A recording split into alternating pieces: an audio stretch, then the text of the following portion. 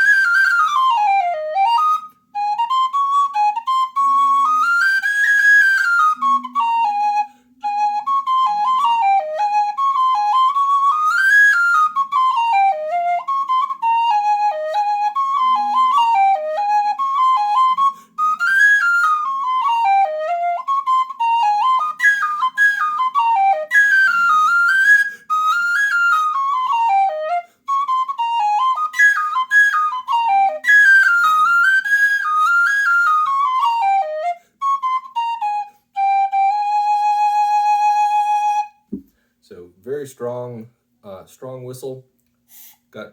It's got some volume to it, but it's got some nice tonal character to it, and a little bit of back pressure, which I like. So there's the Oz. Let me go ahead and play the McManus. So here's the Oz.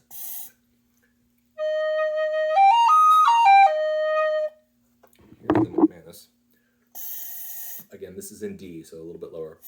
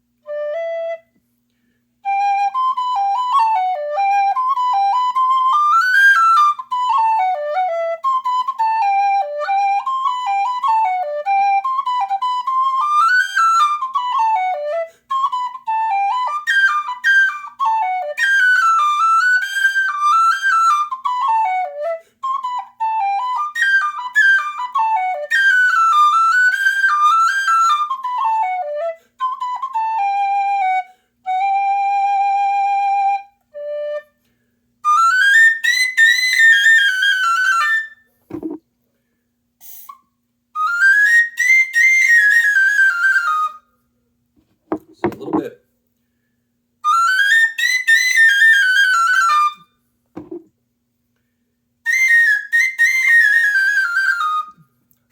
Definitely like the second octave on the Oz a little bit better, but the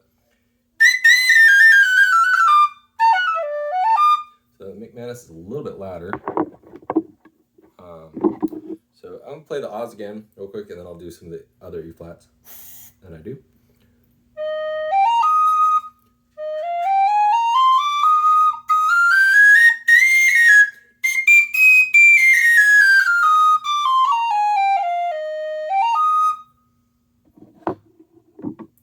And then this is my Jerry Freeman Blackbird, which is like the second E flat whistle that I ever got.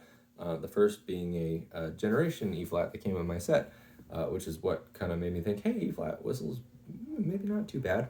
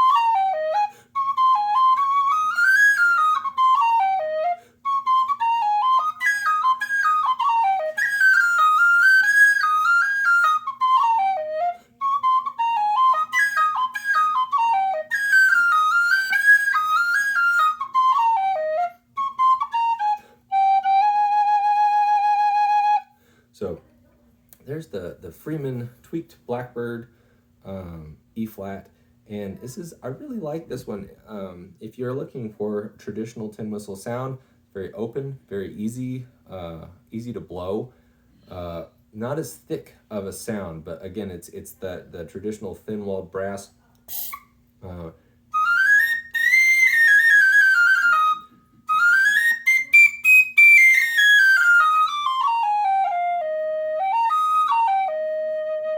it's got some nice character to the tone as well in the background.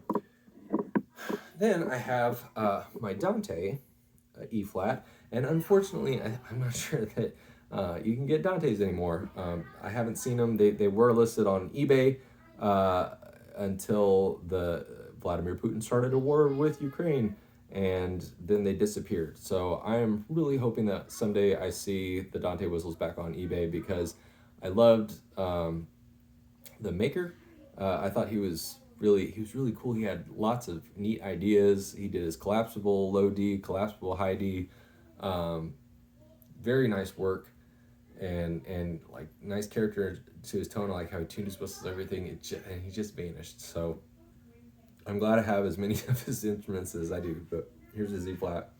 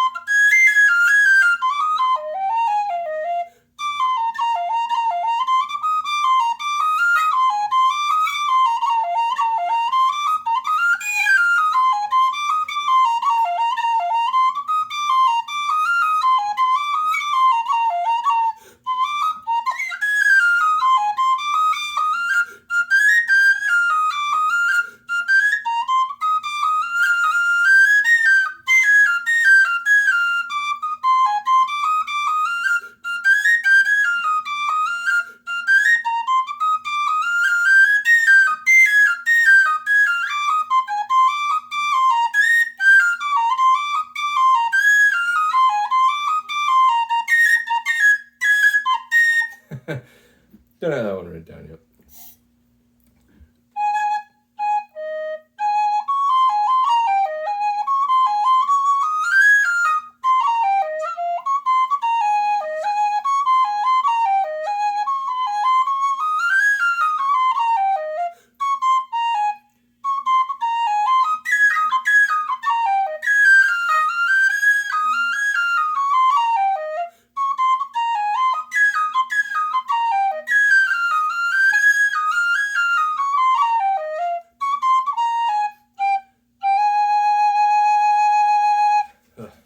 So this one probably seems like it takes the least amount of air of any of them. And one of the things I like about the Dante whistles is that each one of them, each of the keys, he has a different bore size for. So the tube for the E flat is a little bit smaller than his D whistle, and then the C is a little bit bigger than the D whistle. And so each size he tried to optimize the bore for each one. So a lot of times if a maker shares a bore size, sometimes you'll see like a 3-head set, like an E flat, D, and C. The E flat will be a louder E flat. It'll be a wide bore D flat or E flat. The D will, is kind of the middle, and then the C ends up being kind of a quieter C whistle that's easier to flip into the second octave. So whereas the second octave will be a bit stiff on the E flat. So the Dante whistles, he sized the bore for each key, so they end up being they end up playing very similarly across the range. So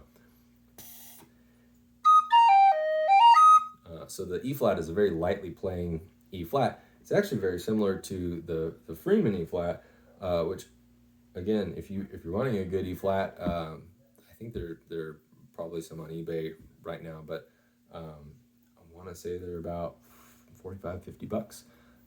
Whereas this one, So maybe like $65, $70, $75. I'm not sure exactly how much the soprano ones were, but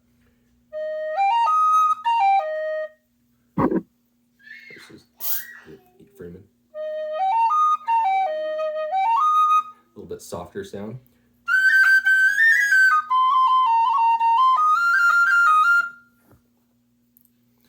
This is the Dante.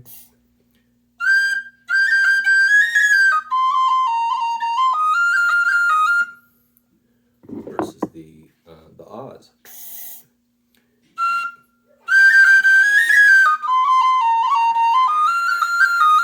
Like I said, thick, kind of a thick sound.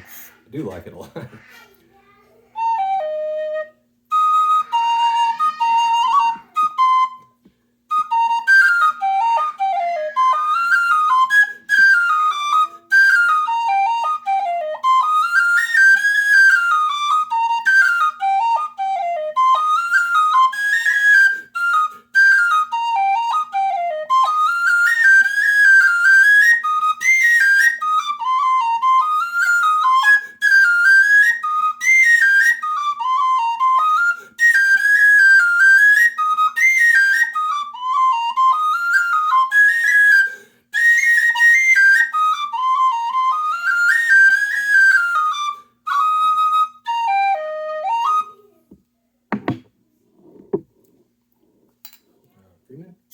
Freeman whistle.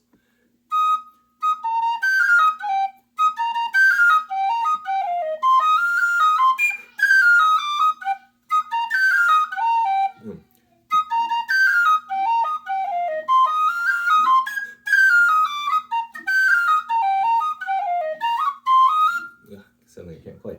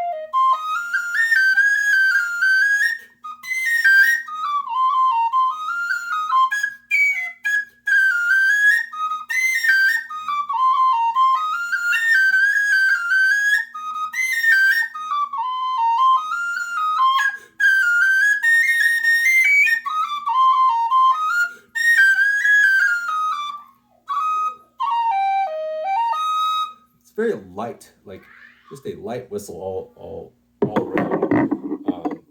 And you can hear I'm slightly overblowing it because the Oz whistle takes more breath, more push, and so I have to dial it back when I get to the Freeman whistle. And then the Dante.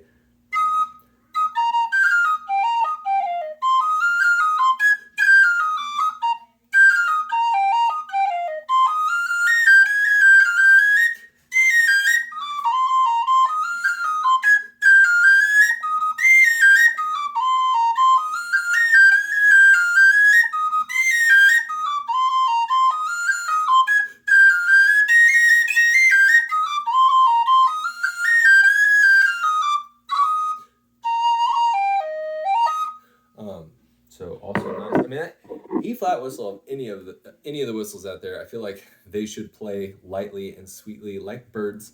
I don't know if I said this earlier in the video, but I heard that E flat whistles are often used in performances because of their brightness, whereas D whistles are typically used in sessions. So an E flat whistle sings sweetly like a bird in a performance.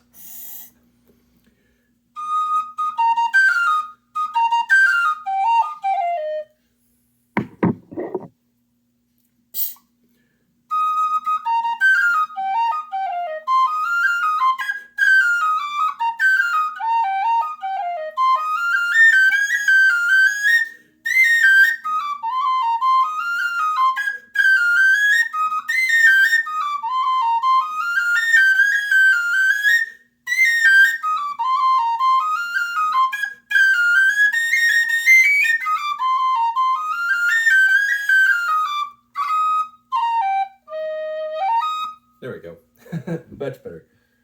That's it. Freeman E flat. Okay. So once more, here's the McManus.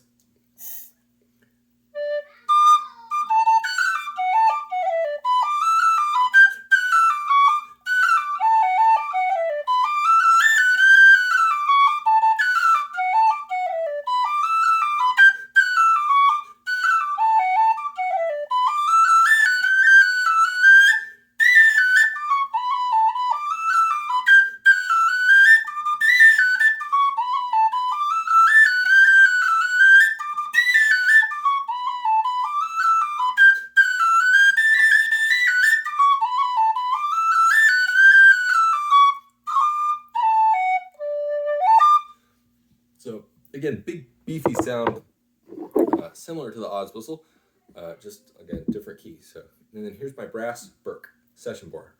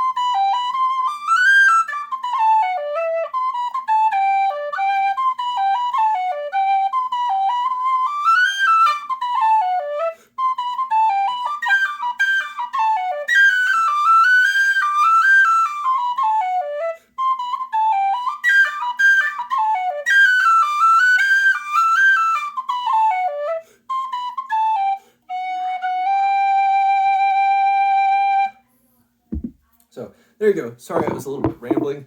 It's kind of kind of get into a little experimental mode on some of those. I feel like I didn't do the Freeman justice at first, so I kept trying until I got it almost right. But I hope you found that interesting. I said I kind of try to review whistles that are typically more available on the market, and times change and makers retire. But I just thought it was kind of cool to find an Oz whistle. So